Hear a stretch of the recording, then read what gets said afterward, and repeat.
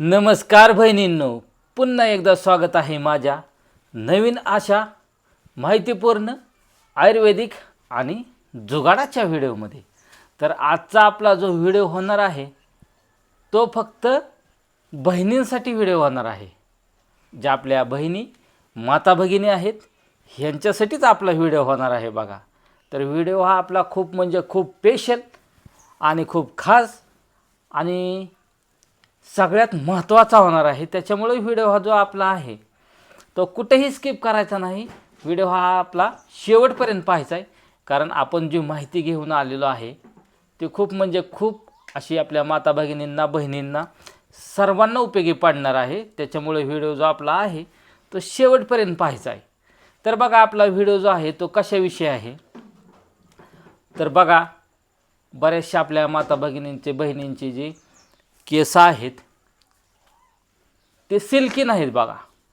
म्हणजे असा केसांचा गुतडा होतो, त्याच्यामध्ये बघा कोंडा झालेला असतो, उवा झालेले असतात आणि केसांना शाईन राहत नाही. आणि दुसरं म्हणजे काय आहे तर केस जे आहेत आपली त्याला फाट्या फुटलेल्या आहेत बघा. आणि त्याच्यामुळे ती आपल्या जी केसांची वाढ आहे ती वाढ खुंटलेली आहे. मग त्याच्यासाठीच आपण घरगुती असा उपाय घेऊन आलेलो आहे. तुम्हाला तर माहितीच आहे की आपल्या घरगुती वस्तूपासून आपण काय करत असतो की एखादं लिक्विड किंवा शॅम्पू किंवा औषध तयार करत असतो आणि त्याचा फायदा सर्वांना होत असतो. असाच आज आपण शॅम्पू तयार करणार आहोत की ज्याने तुमची जी डोक्याची केस आहेत ते भरपूर तर लांब होणारच आहेत. ज्या फाट्या फुटलेल्या आहेत केसांना त्यासुद्धा नाहीशा होणार आहेत. तुमचे केस जे आहेत ते एकदम सिल्की होणार आहेत, मऊ होणार आहेत. केसामध्ये जो असणारा कोंडा आहे किंवा उवा आहेत त्या संपूर्ण नाहीशा होणार आहेत. त्याच्यामुळे व्हिडिओ जो आहे तो शेवटपर्यंत पाहायचा आहे. आपण ज्या काय वस्तू घेतल्यात त्याच्यापासून कसा आपण शॅम्पू तयार केला आहे ते पाहणार आहोत. तर चला मग आता आपण करूया व्हिडिओला सुरुवात. आणि त्याच्यासाठी वस्तू काय घेतल्या आहे ते सांगतो मी तुम्हाला. आणि त्याच्यानंतर बघा आपल्याला काय करायचं आहे का हा जो शॅम्पू आहे तो कशा पद्धतीने वापरायचा आहे, कशा पद्धतीने तयार करायचा आहे आणि तो लावल्याच्या नंतर आपल्याला किती वेळ ठेवायचा आहे, किती वेळ त्याचा वापर करायचा आहे, किती दिवस लावायचा आहे, ही संपूर्ण माहिती पाहणार आहोत. त्याच्यामुळे व्हिडिओ हा जो आहे आपला तो शेवटपर्यंत पाहायचा आहे. तर चला करूया आता व्हिडिओला सुरुवात. आणि इथं आपण काय घेतलेली आहे तर एक छोटीशी वाटी घेतलेली आहे. अशी तुम्हाला एक वाटी घ्यायची आहे, कारण या वाटीमध्ये आपल्याला काय करायचं आहे तर शॅम्पू तयार करायचा आहे. तर ही वाटी घेतलेली आहे आपण आणि ह्या वाटीमध्ये आता आपल्याला ज्या वस्तू आहेत त्या वस्तू टाकायच्यात बघा आपल्याला. तर त्या वस्तू काय आहेत ते बघूया आपण आणि त्या कशा पद्धतीने आणि त्याचे प्रमाण किती आहे, कशा पद्धतीने त्याचा वापर करायचा आहे, त्याचं प्रमाण किती आहे ते पण बघणार आहोत आपण. तर इथं आपण सगळ्यात पहिल्यांदा काय घेतलेलं आहे तर साखर घेतलेली आहे. तुम्ही आतापर्यंत कधीही पाहिलं नसेल की आपण ज्यावेळेस शॅम्पू तयार करत असतो त्यावेळेस साखरेचा वापर कुठेही केलेला पाहिला नसेल तुम्ही. आज आपण त्या साखरेचाच उपयोग करणार आहोत आणि तो कशा प्रकारे होणार आहे बघा. तर आता इथं आपण काय केलेलं आहे की ज्यावेळेस आपल्याला एक टायमिंग आपल्याला काय करायचे आहे, आंघोळ करायची आहे, तर एक वेळेसच्या आंघोळीसाठी आपण एक शॅम्पू तयार करणार आहोत. असं तुम्हाला रोजच्या रोज हे औषध तयार करायचे. तर बघा आता इथं साखर घेतल्याच्या नंतर आपल्याला ही साखर किती घेतलेली आहे आपण तर हे 2 चमचे अशी आपण ही साखर घेतलेली आहे बघा. तर पाहू शकता तुम्ही इथं आपण ह्या वाटीमध्ये काय केलेलं आहे की 2 चमचे ही साखर घेतलेली आहे. आणि आता साखर घेतल्याच्या नंतर बघा तर हा शॅम्पू तयार करण्यासाठी आपल्याला काय करणार आहोत की एक शॅम्पूचीच आपल्याला एक गरज आहे. काय आहे, एका शॅम्पूची गरज आहे. तर तुम्ही ज्यावेळेस केस धुत असता त्यावेळेस वेगळ्या प्रकारचे तुम्ही शॅम्पू उपयोगात आणत असता. आणि मग तशाच प्रकारे आपल्याला काय करायचं आहे की जो तुम्ही शॅम्पू लावत असता तोच शॅम्पू घ्यायचा आहे. वेगळ्या कंपनीचे वेगळे शॅम्पू असतात, जो तुम्हाला आवडत असेल. असं कुठलंही त्याला बंधन नाही की तुम्हाला हाच शॅम्पू पाहिजेत किंवा ह्याच कंपनीचा शॅम्पू पाहिजेत, असं कुठलंही आपल्याला बंधन नाही.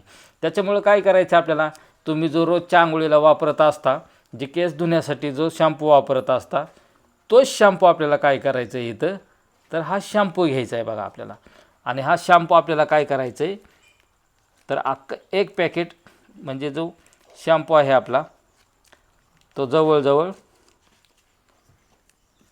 एक पाऊच जो आहे शॅम्पूचा तो संपूर्णपणे बघा आपल्याला काय करायचं आहे इथं, तर ह्या साखरेमध्ये आपल्याला टाकून घ्यायचं आहे. पाहू शकता तुम्ही. तर इथं आपण छान पद्धतीचा एक शॅम्पू घेतलेला होता आणि तो साखरेमध्ये मिक्स केलेला आहे बघा. आता हे टाकून झाल्याच्या नंतर आता आपल्या 2 वस्तू झाल्या. आता आपल्याला काय करायचं आहे की इथं साधारणतः आपल्याला एक जो रोज तुमच्या वापरण्यामध्ये येत असतो असा खोबरेल तेल, ते कुठल्याही कंपनीचा असू द्या, त्यालासुद्धा कंपनीचं आपल्या काही बंधन नाही, काही म्हणजे काहीच बंधन नाही. असं आपल्याला काय करायचं आहे, तर खोबरेल तेल घ्यायचं आहे. म्हणजेच कोकोनट ऑइल आपल्या रोजच्या जे वापरत असतं ते फक्त आपल्याला खोबरेल तेल घ्यायचे. आपल्याला बदाम तेल घ्यायचं नाही. बरेच जण बदाम तेल वापरत असतात किंवा वेगळे वेगळे सुवासिक तेल वापरत असतात. तर अशा वेळेस आपल्याला काय करायचं आहे, वेगळं सुवासिक तेल किंवा बदाम तेल वापरायचं नाही. तर आपल्याला काय करायचं आहे इथे, तर हे जे आपलं कोकोनट ऑइल आहे, जे कुठल्याही कंपनीचं असू शकतं, ते तुम्ही फक्त कोकोनट ऑइल म्हणजेच आपलं खोबरेल तेल घ्यायचं आहे. शुद्ध खोबरेल तेल घ्यायचं आहे आपल्याला. मिक्स केलेलं नको आहे. तर असं हे खोबरेल तेल घ्यायचं आहे. आणि साधारणतः ते सुद्धा आपल्याला किती घ्यायचं आहे बघा आता इथं, तर 1 आणि हे 2. तर इथं आपण खोबरेल तेलसुद्धा किती घेतलेलं आहे, तर 2 चमचे घेतलेले आहेत. आता ह्याचे फायदे तुम्हाला तर भरपूरच माहिती आहेत. हे खोबरेल तेलामुळे आपले केस वाढतात, नंतर बघा केस सिल्कीसुद्धा होतात. म्हणजे बरेचसे असे फायदे आहेत आपले खोबरेल तेलाचे. आपण खोबरं आपल्या भाजीमध्ये सुद्धा त्याचा वापर करत असतो. म्हणजे असं हे बहुगुणी खोबरं आहे बघा. तर ह्या खोबऱ्याचंच तेल आपल्याला घ्यायचं आहे. तर आता इथं आपण किती वस्तू टाकलेल्या आहेत, तर 3 वस्तू टाकलेल्या आहेत. एक म्हणजे साखर, दुसरं म्हणजे खोबरेल तेल आणि तिसरं म्हणजे शॅम्पू. आता ह्या 3 वस्तू टाकून झाल्याच्या नंतर आपल्याला आता सगळ्यात महत्त्वाची आणि खूप छान अशी वस्तू आहे बघा.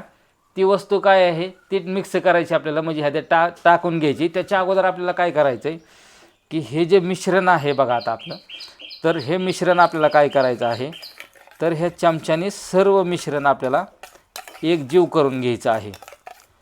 म्हणजे हे जे मिश्रण आहे ते छान पद्धतीनं मिक्स करून घ्यायचं आहे. म्हणजेच एक जीव जे आहे ते करून घ्यायचं आहे, जेणेकरून त्याचे जे गुणधर्म आहेत ते सर्व एकमेकांमध्ये मिसळलं पाहिजेत बघा. तर हे अशा पद्धतीने आपण काय करत आहोत, तर हे मिश्रण एकजीव करून घेत आहोत. आता हे छान पद्धतीने आपल्याला काय करायचं आहे की हे फेटून घ्यायचं आहे बघा. हे पाहू शकता तुम्ही.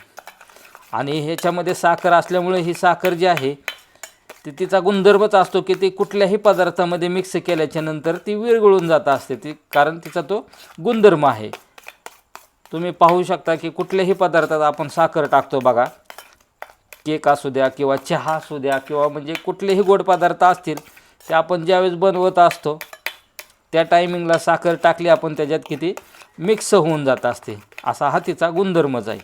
म्हणून ह्याच्यातसुद्धा ही साखर आता आपली मिक्स होत आहे बघा. आता ह्याच्यामध्ये थोडी राहिलेली आहे, पण जास्त तुम्हाला साखर दिसत नाही. पण ही साखर जोपर्यंत आपल्याला दिसते तोपर्यंत हिला फेटून घ्यायची. का तर हिचं सर्व जे मिश्रण आहे साखरेचा पाक जो तयार होऊन ह्याच्यामध्ये मिक्स झाला पाहिजे. तर अशाच पद्धतीने आपल्याला काय करायचं आहे बघा, तर हे फेटत राहायचं आहे. तर हे फेटून पण ह्याचा छान पद्धतीने असा शॅम्पू तयार होतो आहे. तर हे पाहू शकता तुम्ही. आणि आता हे इतकं फेटून झाल्याच्या नंतर बघा आता आपल्याला काय करायचं आहे, तर ह्याच्यामध्ये एक छान अशी आपली घरगुती आणखीन एक वस्तू आपल्याला मिक्स करायची आहे.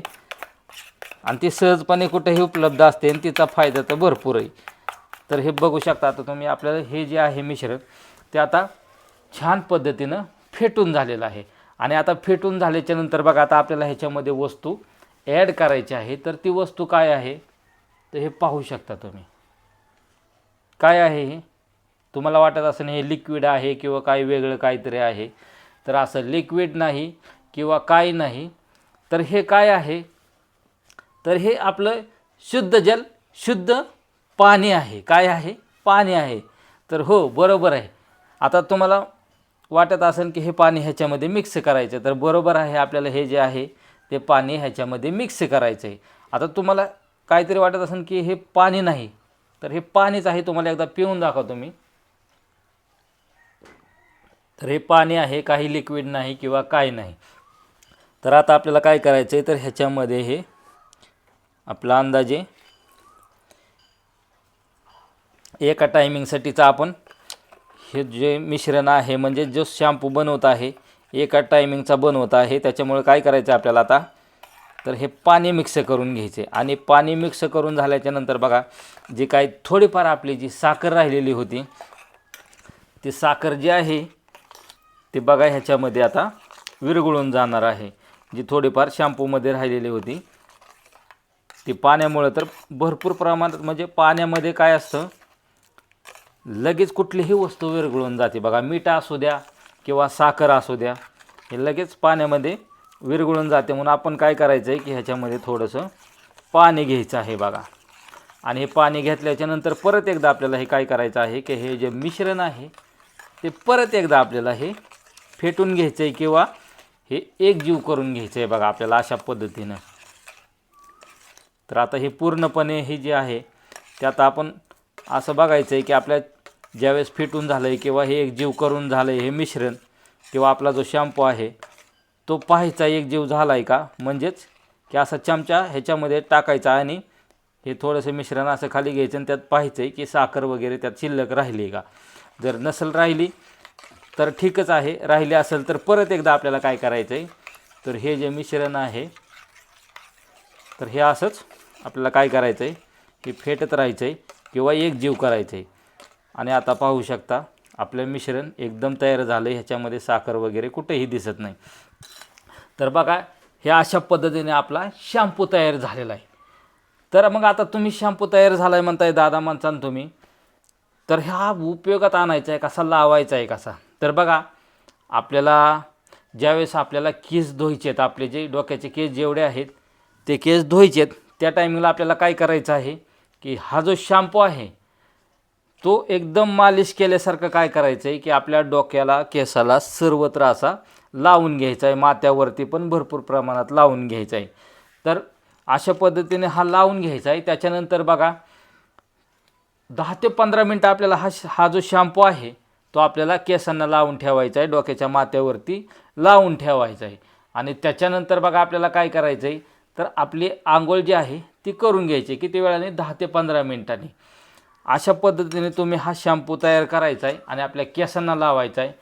तुम्हाला एकच आठवड्यामध्ये, किती, एकच आठवड्यामध्ये तुम्हाला तर जे सिल्की केस आहेत ते तर तुम्हाला 1 ते 2च दिवसात त्याचा अनुभव भेटणार आहे की तुमचे केस जे आहेत एकदम सिल्की होणार आहेत. किती? 2च दिवसात.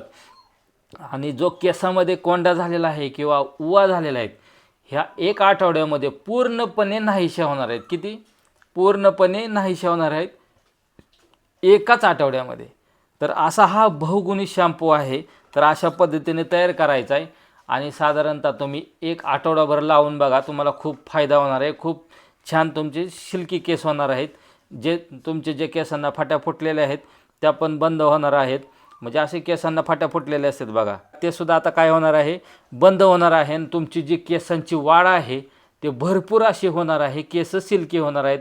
उवा आणि डॅन्ड्रफ सर्व जो आहे तो संपूर्ण नाहीसा होणार आहे. अशाच पद्धतीने बघा, आता ही तुम्ही काय करायचं आहे, हा जो आंघोळीच्या अगोदर शॅम्पू तयार करायचा आहे आपण आणि तो आठवडाभर त्याचा उपयोग करायचा आहे बघा.